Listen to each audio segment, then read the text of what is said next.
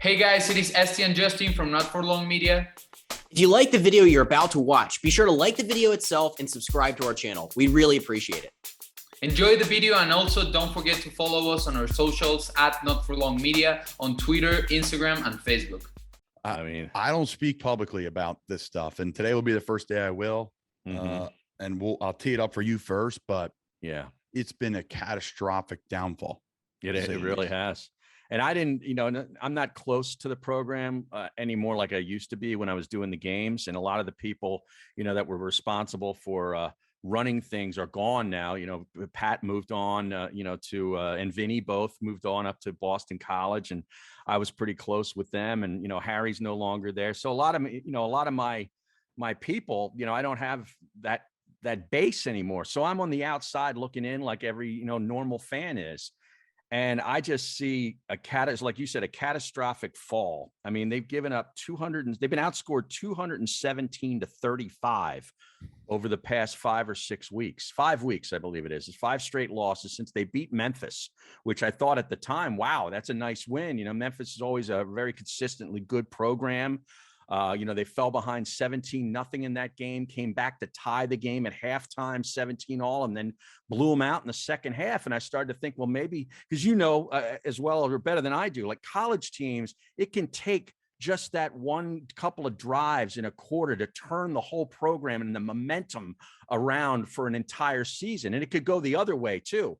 And then they ran into Cincinnati and got beat 52-3 on national television. I think that was like that Friday night game on ESPN all by itself. And you're like, oh my God, just give me a couple touchdowns, Mike. To at least show up, for God's sake. I know you're not going to win. They got blown out, and the quarterback's often injured. Mathis, I was very encouraged by his signing, and I'm thinking all these positive things, and it's been an abject disaster. And I'm also not one that calls for coaches to be fired. But I think a direction needs to be changed within the program. And that's the only way you do it, unfortunately. I'm not saying he's a bad football coach, but I don't think he's the right football coach for this situation. This situation, and you can speak better of it than me because you lived it. It requires a certain kind of personality, and energy in order to be successful, because there's a lot going against you that you really have no control of. And I just don't think, Rod Carey was put in a position where, the original coach left after 18 days. And I think it put everybody in a lurch to go make a move. And, he's gotten this opportunity. Yeah, let's go take it. You don't turn down advancement. But I just don't think, bringing your whole staff from the Midwest and the MAC in there was the right move anyway. And I just think now it's irreversible. I don't see it coming back the other way. And I think, unfortunately, it's time they got to make a move. You bring up some awesome points there. I wanted to jot them down so I can address them all. Irreversible, I think, is a great term. Yeah. Right. It's just not going the other way. And like you said, any drive, any play, any game can turn around a program, good or bad. Yeah. But we see a lot of good, right? Because the good stands out. You're like, okay, the team has responded ever since this drive, this game, this win. But the loss, you really don't know. You say, well, it's kind of all bled together, or the bad football. Secondly, so irreversible. Secondly, I have zero bones, like issues, with Rod Carey. Like I've not gotten to know Rod, and I'm sure he'd like us to all be closer. But with COVID, it's been extremely challenging for alumni to be closer to that program. Right. So I can't sit here and say I don't know him. Really, I don't. I've never met Coach really in passing. So I want to address a couple things because I really can, and I try to be quiet on the social media thing. But now I'm like, screw it. Harry Mays is coming on. We're talking Temple. How can we not? So first off, the transfer portal. I'm on the Facebook pages and I see all the Temple fans, and the transfer portal is the reason why all these great players left and all these few different things. Mm-hmm. The transfer portal is not why the players left. The transfer portal, the players left for individual reasons that they were not didn't like their current situation. Good football teams don't get plagued by the transfer portal. Good football teams like a Cincinnati, that's really not too far off of where we were at Temple. Right. Really not. It's not a stretch. They didn't get plagued by the portal. No. Good teams like UCF, they're not getting plagued by the portal. Again, I'm talking American Athletic Conference. Right. Even Houston. Houston. Yeah. Right. King left a couple years ago, but there was a couple coaching issues, and the program wasn't where it was. And honestly, you can make the argument that if things were rolling like they were, even with Jeff Collins, 8 wins, 9-win years. I think that's what he did there. A couple. We'd probably be in the Big 12. Possibly. Yeah. You can make the argument. It was possible. Talks. There was talks then about it when I was there, and it hit me like a ton of bricks. I'm like, that doesn't make any sense. And everyone's like, actually, it does. The Big 12 is really looking to expand. Here we are a couple of years later, and all these programs are out of the American, and it takes a huge blow on the American. So good to aid to the points. The transfer portal, to me, that is a joke that people blame the transfer portal on that. There's obviously reasons inside the program these players are leaving. Thirdly, or whatever number I'm on here, it's really bad, and change needs to happen.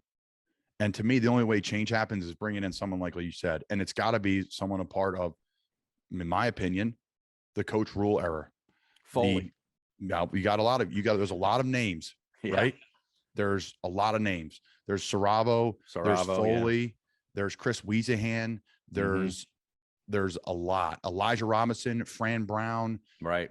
There's tons of great guys that have come through the program. There's tons of great guys through the Al Golden eras, the Steven Dazio eras, the Matt Rule era. They're kind of all together. They're all kind of Foley was there for all of them. So there's unbelievable guys. I think for me, I said this, Kevin Gilbride, who I'm with here in Carolina, he was my tight end coach with the Giants and the Bears. Kevin was with Temple. Sean Desai is defensive coordinator with the Chicago Bears. He was at Temple. So there's plenty of guys that would say, okay, we want to bring someone back to the city that has some kind of juice in the city, that knows how to recruit, that knows the area, that knows the kids, knows the landscape. The landscape. Great point. And the people to hire around you, because we know you're only as good as your staff. So I'm not talking about the staff now because I don't really know the guys. I don't. But I know Gabe. I know Coach Gabe Infante, who was at Prep. St. Joe Prep, yeah. Yeah, and I know him, through Scholar Morningweg, and from playing the Prep. But change needs to happen. Again, I don't want to call for anybody's job. I really don't. But change needs to happen. There's a new athletic director in there. So now you bring us and a new president. And a new president. Yeah. So it could be the perfect time to just align and do things. I don't know what the buyout is. I know this. There's plenty of guys that would step up and love for that job. And again, I got to make this stuff clear on here. I'm not saying any of these people should be leaving their jobs to take a jumbo job or any to be fired. I'm not. We don't need any of that stuff. I don't need to be called out for that. I'm just saying that something needs to happen. Right. I was interested to hear what you had to say because I know it's bad.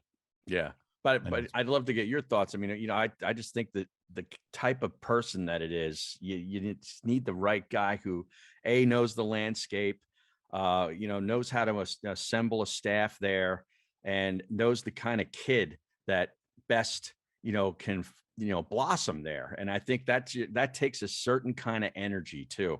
Yep. Because I mean, you need to be one of these tireless, and I know every coach is tireless, but it takes a certain personality. Coach Rule, Coach Golden, Coach Collins, they all kind of had that certain gene, if you will. And I think they need to go out and find that again if they can. There was edge, and really you could see it in the teams and the players. You could see the edge. You could see the commitment. You saw that how everything mattered, big or small. And people ask me about Coach Rule all the time. He's the easiest guy to play for because everything matters. Treat everything the same, whether you're eating lunch with the guys or you're going to practice or in a third down meeting or you're going to lift or you're sitting in the hot tub. Do it all the same, best you can. So honestly, for me, when I noticed it was actually the first day of the Rod Carrier against Bucknell. I called the game and I was sat there and looked at Paul and Harry after one of the punts, and Bucknell had a good punter at the time. And that was like the talk, right? And everyone was like, Isaiah Wright, All-American returner. Right. Ed Foley was a special teams coach at the time, but it was not his teams from what I know. And it was kind of Coach Gary stuff, which is fine. That's how it goes, right? He's the boss. Right.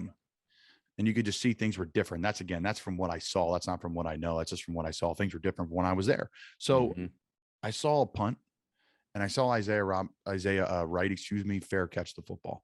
I saw no rush. I saw no holdup. I saw no physicality. I saw nothing. I saw no passion about special teams.